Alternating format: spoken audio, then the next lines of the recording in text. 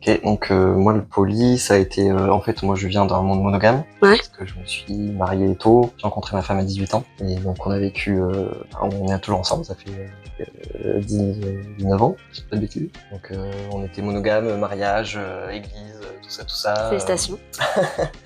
Et nos enfants et puis après en fait plusieurs raisons, c'est vraiment un ensemble de plein de raisons. Il y a le côté le cadre familial, parents divorcés pour les mêmes raisons, le cadre amical et même familial côté élargi où pas mal de ruptures et de toujours les mêmes sujets et puis du coup des réflexions qu'on a menées pour essayer de voir un peu plus loin, d'essayer de comprendre pourquoi ça arrivait à tous ces gens, problèmes dans les couples monogames, les sollicitations qui existent aujourd'hui, la génération qu'on est, dans laquelle on vit et tout ça, et ça a fait qu'on s'est dit, en fait, il y a peut-être plus de risques à rester monogame, et est-ce qu'on en a vraiment envie? Est-ce que c'est un vœu de notre part, un choix, ou est-ce que c'est on a suivi le troupeau et la société, et voilà. Puis on s'est dit, en fait, peut-être pas.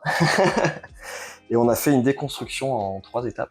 On a fait d'abord, en fait, on voulait tester le libertinage parce que on voulait se rendre compte ensemble de ce que ça évoquait, de ce qu'on éprouvait en fait quand son amoureux ou son amoureuse avait des relations intimes, embrasser quelqu'un ou plus avec quelqu'un d'autre. Et c'était un moyen de le faire ensemble. C'est cool. Et donc ça s'est passé, ça s'est très bien passé. C'était non seulement ok, mais c'était même agréable et tout. Puis on a commencé à comprendre en fait, ok, le corps de l'autre ou le cœur de l'autre, qu'est-ce que il nous appartient pas juste. Et en fait, un des moments pour moi clés, ça a été de se dire, au final, quand on s'est marié devant le curé ou devant le maire, peu importe, et qu'on s'est juré fidélité, en fait, on s'est en quelque sorte, on avait signé le truc. En fait, je te prive aujourd'hui de plus belles choses qui existent, qui sont l'exploration des corps, de sa sexualité et l'exploration de l'amour en fait. Nous on s'aime et donc on se marie, ça fige dans le marbre qu'en fait tu connaîtras plus l'amour avec quelqu'un. Et ça a été très très profond pour moi, très révélateur de se dire en fait non, l'amour, tomber amoureux, expérimenter les phases, les lunes de miel, etc. Tout ça c'est quand même des choses qui bouleversent et donc voilà, ça a été évident qu'en fait fallait déconstruire encore. Donc là on passe à la phase 2 où on devient bon monogame. On s'autorise l'exploration des rencontres pas sans lendemain, mais enfin sans trop de sentiments. Voilà, et puis de fil en aiguille, on s'est rendu compte que ces relations pouvaient amener plus. Notamment, pour moi, ça a été une relation qui était évidente, très clairement, et qui s'est transformée en amour, alors que c'était pas encore vraiment, c'était pas du tout ok, parce qu'on était dans une phase non monogame mais non sentimentale, non amoureuse. Et donc, on n'a pas eu le choix que d'affronter ça ensemble par la force des choses et de finalement passer en mode polyamoureux. Ok. Voilà, c'est un peu long, mais ça a pris un peu de temps pour nous. Donc. Mais ça a commencé quand la phase 1? La phase 1... Vous avez découvert ça à peu près en quelle année, entre guillemets? C'était en 2015, 2015-2016, parce qu'on a eu notre deuxième enfant, et qu'on savait qu'on voulait plus d'enfants, et que maintenant on avait fait le schéma bien s'installer, schéma classique. La to-do était finie, notre maison, nos enfants, notre mariage, on était bien, et en fait c'est quoi la suite? Qu'est-ce que vraiment on veut maintenant qu'on a suivi ce que la société nous disait en fait, qu'est-ce qu'on veut vraiment? Et c'est là qu'on a commencé à prendre du recul et à réfléchir pour nous, pour notre couple, pour nos individualités aussi. Qu'est-ce qu'on veut vraiment? Oui, parce que la to-do d'après, c'est être grand-parent, donc effectivement, ça fait un petit trou, quoi. Ouais, ouais, mais justement, on voulait aussi s'éloigner. Enfin, il y a eu plein de choses dans nos vies qui ont fait qu'on voulait un peu s'éloigner des standards aussi, et plutôt réfléchir par nous-mêmes en fait, faire nos choix vraiment à la fois à deux, à la fois individuellement, qui soient vraiment construits sur une réflexion et pas sur en fait. C'est le cœur qui parle, on est tombé amoureux à 18 ans et c'est parti. Donc je crois que c'était ça, 2015-2016, nos premières explorations. Ok, et du coup 8 ans plus tard, après ces 3 phases, on en est où? Ouais. Et là, écoute, on est dans un schéma qui marche bien. En tout cas, sur la partie théorique, on est vraiment très clair sur tout ce qu'on veut, sur le fonctionnement. Ça vient pas sans phase d'adaptation, mais donc aujourd'hui, on est dans une phase où on est sur le point d'en parler à nos enfants, qui est vraiment la dernière étape, l'étape cruciale pour nous, de pouvoir avoir cette transparence, cette honnêteté, et en plus de simplification du fait que on est des partenaires qui viennent chez nous, ou qu'on s'absente. C'est encore la phase où on est vraiment, j'en parle maintenant, mais parce qu'on est sur le point d'en parler. Et sinon, donc on est toujours ensemble, on vit ensemble, Voilà. Et moi, donc j'ai une partenaire depuis 6 ans maintenant, et j'ai une nouvelle partenaire aussi depuis 7 mois. Et ma femme, elle, fait d'autres expériences qui ont pas été encore avec des sentiments profonds, ou en tout cas pas dans un schéma avec la personne qui vit pas loin et qu'elle peut voir régulièrement. Donc il y a un petit déséquilibre qui fait que certaines étapes ont été un peu plus longues que d'autres, et que c'est encore il y a des Facile. il y a des schémas pas forcément qui sont vraiment sur la théorie, qui sont tout à fait ok, mais quand ils se mettent en place c'est un peu dur. Et puis du coup se rendre compte qu'en fait quand on est déséquilibré aussi sur le nombre de partenaires ou l'implication qu'on a avec nos partenaires, bah ça pose des petits soucis, des soucis de tout ordre, des soucis de cœur, des soucis pratiques.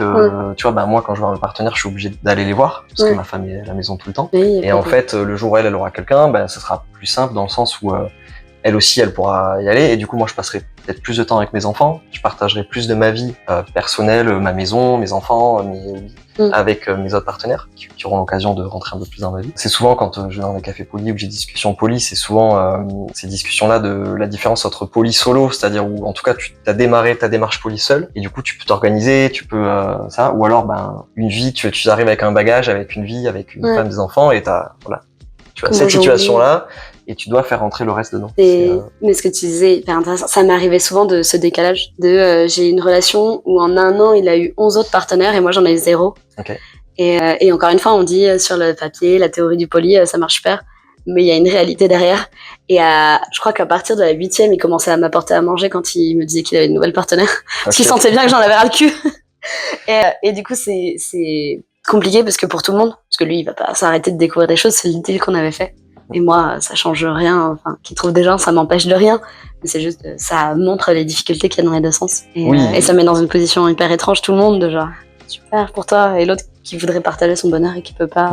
Et là, c'est juste psychologique, tu veux dire. Ouais. C'est pas d'un point de vue matériel ou. Non, mais t'es triste pour l'autre qui puisse pas vivre des choses, et t'es triste pour l'un qu'il vit des choses mais que toi tu en vis pas, et une forme de jalousie qui s'installe, mais une jalousie différente du coup. Ouais. On pourrait se dire dans le polyamour, la jalousie c'est qu'il voit d'autres gens, alors que moi là c'était la jalousie de il voit d'autres gens et pas moi.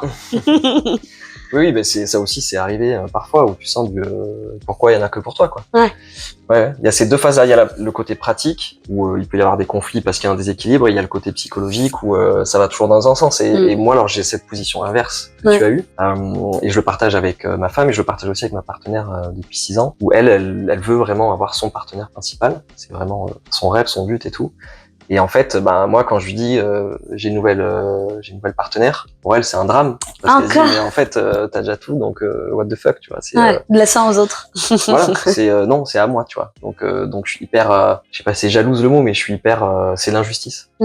Et toi, t'es là, t'arrives et tu te dis mais en fait, ça fait de mal. On ne peut rien. Et puis c'est pas comme si tu créais l'injustice non plus. Oui, et puis en plus j'ai une démarche avec elle d'accompagnement, je sais pas, je suis à fond en support derrière elle pour qu'elle trouve, justement, parce que pour moi c'est le but ultime dans notre relation qu'on a, c'est qu'elle soit heureuse et donc qu'elle soit comblée et qu'elle ait cette personne et tout, tu vois. Et de ce fait, je suis à fond, je l'accompagne et tout. Puis le jour où moi j'ai quelque chose qui arrive par hasard en plus, c'est bizarre de se dire, dans mon sentiment, dans ma volonté d'être quelqu'un de libre, d'être ouvert à tout ça et tout, de se dire en fait je fais une bêtise. Enfin, je fais une bêtise. Je vais la faire souffrir, alors que pour moi c'est naturel et c'est trop cool. C'est une bonne nouvelle en plus. Mais oui. C'est une bonne nouvelle. J'aimerais trop lui dire j'ai ça et on partage ça, on check et tout. Et en fait pas du tout. En fait c'est l'effondrement pour elle. Ouais. Donc voilà, j'ai l'autre côté, l'autre version. J'ai jamais vécu comme toi, mais j'imagine. Mais pour toi aussi, puisque c'est normal de vouloir célébrer les bonheurs qui t'arrivent, c'est normal de vouloir être content et de soutien. Ça doit être hyper déstabilisant de rien pouvoir faire pour l'autre. Tu peux pas aller alpaguer des gens à la rue et dire au fait, j'ai fait quelqu'un. Je me suis mis sur les réseaux, sur les applis avec un profil, leur profil, parce que j'ai fait aussi pour ma femme à une époque. Juste pour voir, tu sais, pour aider, pour dire peut-être que moi j'en sais rien, je vois plus de red flags ou je vois plus de choses, et en fait bon, ça a pas c'est compliqué. Été très intelligent, ça a été juste pas efficace, on va dire. Ouais. Mais c'est l'impuissance on peut rien faire. Tu peux pas représenter des personnes, mais bon. Ouais.